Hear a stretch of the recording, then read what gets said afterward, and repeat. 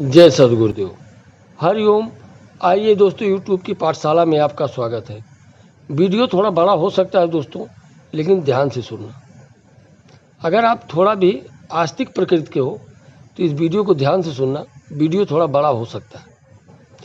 दोस्तों,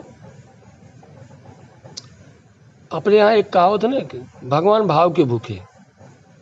हाँ, ये तो सही है, भगवान भाव के भूखे। तो जब भगवान भाव के भूखे हो तो उनको कुछ चाहिए नहीं दोस्तों। चाहिए, आपका भाव चाहिए, लेकिन वो भाव कैसा चाहिए उसकी एक आपको परिभाषा क्या वो समझ लो कि उसका अर्थ बताता हूँ। उसको थोड़ा डिटेल में बताना पड़ेगा कि वो भाव आपका कैसा चाहिए। ऐसा नहीं कि आप भाव पैदा कहाँ से करोगे, कहाँ से लाओगे भाव। हाँ दोस्तों, तो उसमें भाव आपका मैं बता रहा हूँ कि आप कभी भी अपने हिंदू धर्म में जो इतने भी पूजा पाठ होते हैं ना, सब में वो चीज़ कराया जाता है। और आपको ज़रूरी है भाव लाना। पंडित जी क्या करते हैं? पंडित जी आपको भाव नहीं बताते, भाव आपको लाना पड़ेगा। पंडित जी खाली मंत्र बोलते हैं, आवायाम स्थाप्याम ध्यायाम, वो तो बोल दिए। अब भाव आपको लाना है। ऐसा नहीं कि बिना भाव की पूजा हो सकती है, नहीं हो सकती। बिना भाव तो आपको लाना पड़ेगा, लेकिन खाली भाव से पूजा होगी तो नहीं होगी। खाली भाव से ऐसा आप हो गई पूजा नहीं, जप करना पड़ेगा उसके लिए। और आपको अजपा जप करना पड़ेगा, मौन में रह करके ध्यान करना पड़ेगा, तो भाव आएगा।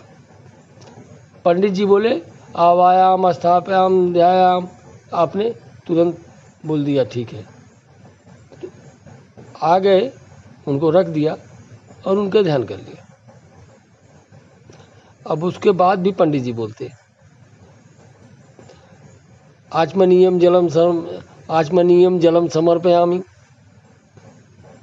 अब वहाँ आपको भाव लाना है कि भगवान आ गए हैं, हमने उनको आचमन करने के लिए जल दिया। पहले तो आप मन में भाव रखो कि वो भगवान आ गए हैं, उनको स्थापित किया गया है। अब फिर आचमनीयम जलम समर्पयामि, हमने उनको आचमन करने के लिए जल दिया है। पदम पाद्यो जलम समर्पयामि। अब वो आपको, आप चाहे दिमाग में रखो, चाहे आंख बंद कर लो, चाहे ध्यान में रखो, चाहे अपना भाव प्रकट करो, यहाँ भाव ही मेन है। अब आपको वो भाव दिखाना पड़ेगा कि हाँ भगवान आकर के बैठे हैं, हाथ धुलवा दिया, अब उनका पैर धुलवा रहा हूँ। पदम पाद्यो जलम समर्पयामि। अब उनको आसन चाहिए।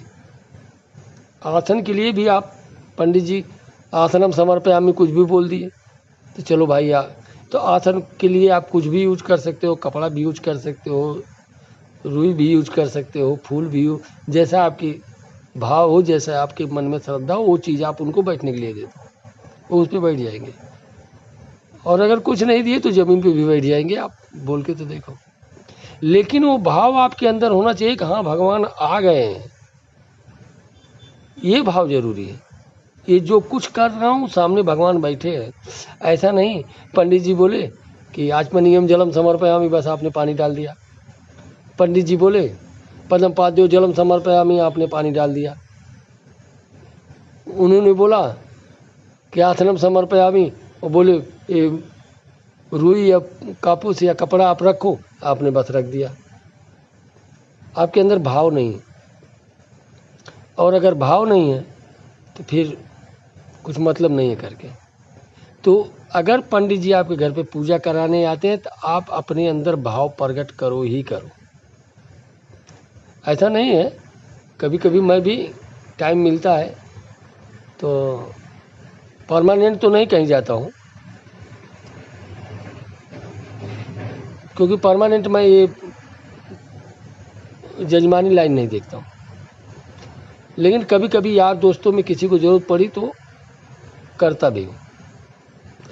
लेकिन हमको बुरा तब लगता है जब हम बोल रहे हैं, मियाँ बीवी बैठे हैं और उनको बोलते हैं पदम पाद्यो जलम समर्पयामि, तो अब वो तो पति तो जल छोड़ रहा है, पत्नी लड़की से बोल रही है जरा उधर देख कटोरी पड़ी हुई है लेकर के आना। अरे ऐसे भाव,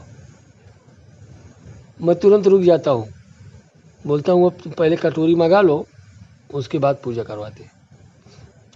फिलहाल तो हमारे जैसे पंडित किसी कहीं पूजा करवा भी नहीं सकते, क्योंकि वो अगर करवाने जाएंगे तो 2-4 जगह करवाने के बाद तीसरी चौथी जगह मार खा के ही आएंगे हमारे जैसे पंडित। वो तो बहुत खास मित्र कोई रहता है तो मैं चला जाता हूँ, बाकी क्या है हमको ये चीज़ पसंद नहीं है। जब मैं पंडित होकर के पूजा करने के समय हमको ये एहसास हो रहा है कि हाँ भगवान है और उनकी इस तरीके से पूजा होनी चाहिए, और आप जजमान हो करके आपके लिए पूजा करवा रहा हूँ और आपको अभी कटोरी की चिंता पड़ी हुई है। अरे भाई कटोरी लेके पहले बैठ गए होते। पंडित जी तो पहले ही लिस्ट दे देते हैं कि इतना कटोरी लगेगा, इतना चम्मच लगेगा, इतना थाली लगेगा, इतना फूल लगेगा, इतना प्रसाद लगेगा। पंडित जी का लिस्ट क्या हुआ? लिस्ट तो उनसे पहले ही ले लिया है, और अगर लिस्ट ले लिया है तो फिर कटोरी की चिंता क्यों है? तो दोस्तों भाव बना करके ही पूजा की जाती है, ये तो जिसने भी कहा वो सही कहा है, लेकिन वो भाव आपको ही पैदा करना पड़ेगा, और बिना भाव के आप ऐसे ही पूजा करोगे। पंडित जी बोल रहे हैं स्वाहा, और आप स्वाहा तो कर रहे हो, तब तक आप बोले अरे घी खत्म हो गया उसमें से लेकर के आओ ना स्वाहा। अरे वहाँ आपका दिमाग है ही नहीं, आपका दिमाग तो घी में है। आप जब भी लेकर के पूजा के लिए सामान बैठो तो पंडित जी से पूछ लो कितना सामान लगेगा और लगभग कितना डालना है आचमनी से। ऐसा नहीं है कि आप एक बड़ा चम्मच ले लिए और करछा जैसा और चम्मच से डालना शुरू किए तो पता चला कि 4 बार में तो घी खत्म हो गया। उनको सच में भाव की ज़रूरत है, भगवान को सच में भाव की ही ज़रूरत है। एक करछा भर के और एक बड़ा चम्मच भर के, चमचा भर करके घी नहीं चाहिए उनको, 1 बूंद चाहिए, 2 बूंद चाहिए। लेकिन इसको अब मैं बताता हूँ भ्रष्ट किसने किया है। मतलब आपके भाव की ज़रूरत उनको नहीं है। किसको? जो आपको पथभ्रष्ट किए हैं उन लोगों को आपके भाव की ज़रूरत नहीं, उन लोगों को आपकी दक्षिणा की ज़रूरत है। फटाफट आपकी पूजा कराओ, आपसे दक्षिणा लो और चलो, अभी 2 घर और बाकी। और कुछ तो ये तंत्र वालों ने परेशान करके रखा है, उन्होंने भी आपको पथभ्रष्ट किया है। जबकि ये तंत्र वाले क्या करते हैं, आपसे दारू मांगते हैं भैरव की उपासना के लिए। 1 बूंद दारू तो बस हो गई भैरव जी के लिए, लेकिन आपसे बूंद नहीं मांगेंगे। आपसे बोलेंगे कोई तो बोलते हैं 2 बोतल चाहिए, 3 बोतल चाहिए।